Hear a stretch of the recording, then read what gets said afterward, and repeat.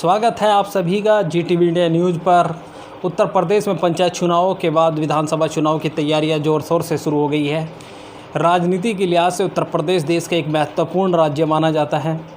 यहाँ की राजनीति देश की है उसको तय करती है, इसलिए सभी जो मुख्य राजनीतिक दल है वो यहाँ पर अपना ध्यान पूरी तरह से केंद्रित करते हैं। बीते पंचायत चुनाव में भारतीय जनता पार्टी के विपरीत नतीजे आए और समाजवादी पार्टी को पंचायत चुनाव में बढ़त मिली, जिसके बाद समाजवादी पार्टी के नेता गदगद नज़र आ रहे हैं। वहीं भारतीय जनता पार्टी में बेचैनी देखने को मिल रही है। आपको बता दें कि बीते दिनों ही बहुजन समाज पार्टी के 11 विधायक, टोटल विधायक जो 2017 में निर्वाचित हुए थे उनकी संख्या 18 थी। उनमें से 11 विधायक बहुजन समाज पार्टी को छोड़ चुके हैं या पार्टी से निकाले जा चुके हैं।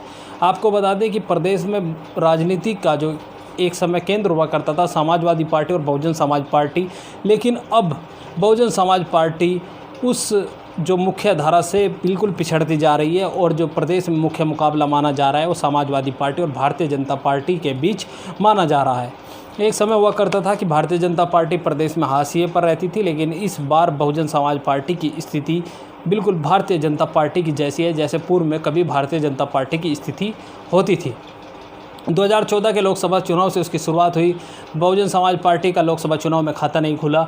2017 के विधानसभा चुनाव में बहुजन समाज पार्टी को करारी हार का सामना करना पड़ा और मात्र 18 विधानसभा सीटों पर ही 403 विधानसभा सीटों में से मात्र 18 विधानसभा सीटों पर ही जो बहुजन समाज पार्टी के विधायक निर्वाचित हुए, जिसके बाद बहुजन समाज पार्टी ने 2014 के लोकसभा चुनाव में जो हार हुई थी उसके बाद से उन्होंने 2019 के जो लोकसभा चुनाव हुए उनमें समाजवादी पार्टी और राष्ट्रीय लोकदल से गठबंधन किया और उसका लाभ भी पूरी तरह से उठाने का काम किया, जिसके बाद बहुजन समाज पार्टी के 10 लोकसभा सांसद निर्वाचित हुए प्रदेश भर में और बहुजन समाज पार्टी एक अपने आप को स्थापित करने में एक बार फिर कामयाब रही। लेकिन अब हालात ज्यों के त्यों बनते जा रहे हैं।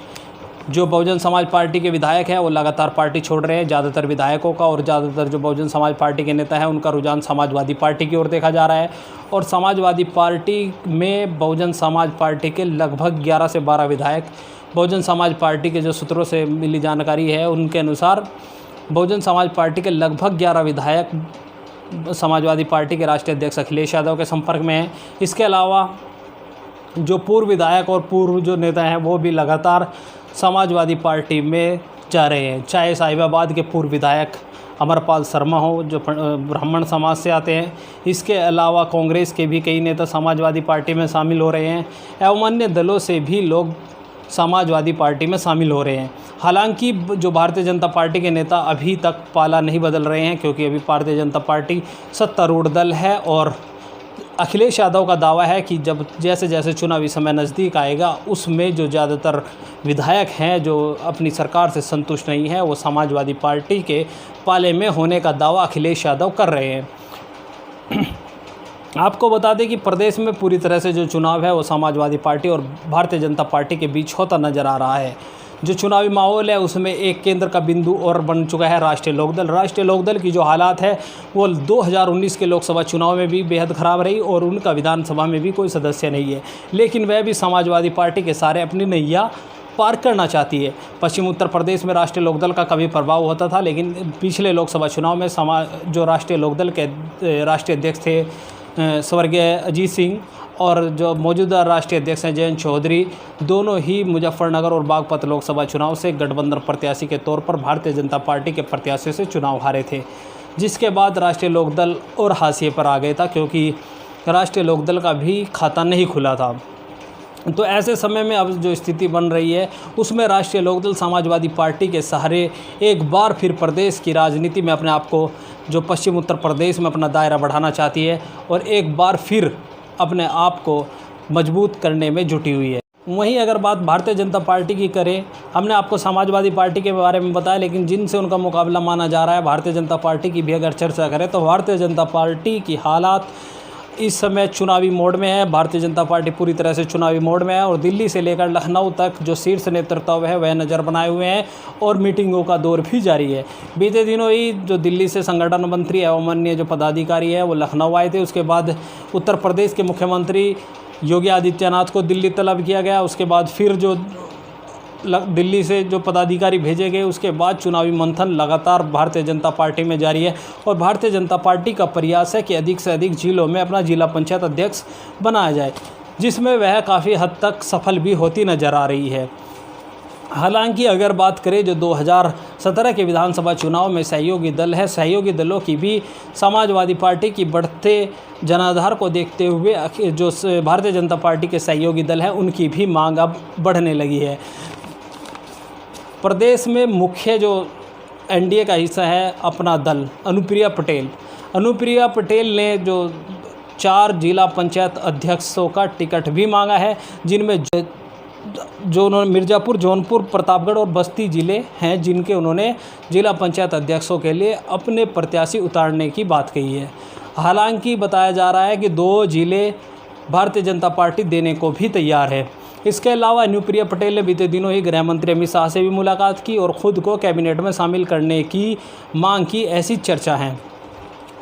हालांकि अभी तक कैबिनेट का विस्तार है वो अभी तक नहीं हुआ। कैबिनेट के विस्तार के बाद ही पता चलेगा कि किसको लिया जाता है। इसके अलावा उन्होंने जो मांग रखी जिला पंचायत अध्यक्षों के और विधानसभा में भी उनकी जो टिकटों की है वो संख्या बढ़ाने की मांग उन्होंने रखी है, क्योंकि पूर्व में उन्हें 11 विधानसभा सीटें मिली थी, जिनमें 9 पर अपना दल ने जीत दर्ज की थी। इसके अलावा दूसरा सहयोगी दल संजय निषाद की जो पार्टी है, निषाद पार्टी, वह है। संजय निषाद ने खुद को डिप्टी सीएम के रूप में प्रोजेक्ट करने की मांग की है कि उन्हें डिप्टी सीएम के रूप में प्रोजेक्ट करके चुनाव लड़ा जाए। इसके अलावा उन्होंने केंद्र में भी मंत्रिमंडल के लिए जो गृह मंत्री अमित शाह से उन्हें दिल्ली में मुलाकात की और अमित शाह से मुलाकात के बाद उन्होंने बताया कि वह कैबिनेट में मंत्रिमंडल चाहते हैं और प्रदेश सरकार में भी मुख्य मंत्रालय उन्हें चाहिए। इसके अलावा तीसरा जो 2017 के विधानसभा चुनाव में थी, ओम प्रकाश राजभर इन दिनों भारतीय जनता पार्टी के खिलाफ है और वह किसी भी सूरत में भारतीय जनता पार्टी से गठबंधन करते नजर नहीं आ रहे हैं। 4 विधायक उनके भारतीय जनता पार्टी के सहयोग से 2017 के विधानसभा चुनाव में जीते थे। इस बार वह छोटे दलों के साथ मिल रहे हैं और एक संयुक्त मोर्चा बना रहे हैं। संयुक्त मोर्चा उन्होंने बना रखा है। इसके अलावा उनके रास्ते अखिलेश के लिए भी खुले हैं और उन्होंने अक्सर वह अपनी प्रेस कॉन्फ्रेंस में कहते रहते हैं कि जो समाजवादी पार्टी, बहुजन समाज पार्टी या कोई भी अन्य दल जो भारतीय जनता पार्टी को हराना चाहता है, उसके साथ ओम प्रकाश राजभर मजबूती से खड़े होंगे। तो वह भी भारतीय जनता पार्टी को छोड़ने का मन बना चुके हैं। पूर्वांचल में राजभर समाज की संख्या बड़ी है। इसके अलावा किसान आंदोलन के चलते भारतीय जनता पार्टी का कोर वोट कहे जाने वाला जाट मतदाता भी नाराज़ है और वह भी भारतीय जनता पार्टी को चुनाव में मात देने के लिए लगातार सड़कों से लेकर जन जन तक संघर्ष कर रहा है। आपको बता दें कि जो जिला पंचायत चुनाव हुए उसमें शामली में भारतीय जनता पार्टी का प्रदर्शन बेहद निराशजनक रहा और सहारनपुर में भी भारतीय जनता पार्टी के जिला पंचायत सदस्य अधिक जीते, लेकिन जो भारतीय जनता पार्टी को विधानसभा चुनाव में कामयाबी मिली थी उसके आधार पर उनकी संख्या बहुत कम है। इसके अलावा मुजफ्फरनगर में भी भारतीय जनता पार्टी सही स्थिति में नहीं है एवं अन्य जनपदों में भी भारतीय जनता पार्टी की हालत बेहद ख़राब मानी जा रही है। यह तो आने वाले वक्त में ही पता चलेगा जब विधानसभा चुनाव होंगे और उसके नतीजे आएंगे कि प्रदेश में कौन सरकार बनाता है, लेकिन समाजवादी पार्टी और भारतीय जनता पार्टी के बीच दिलचस्प मुकाबला होने की संभावना बहुत अधिक है।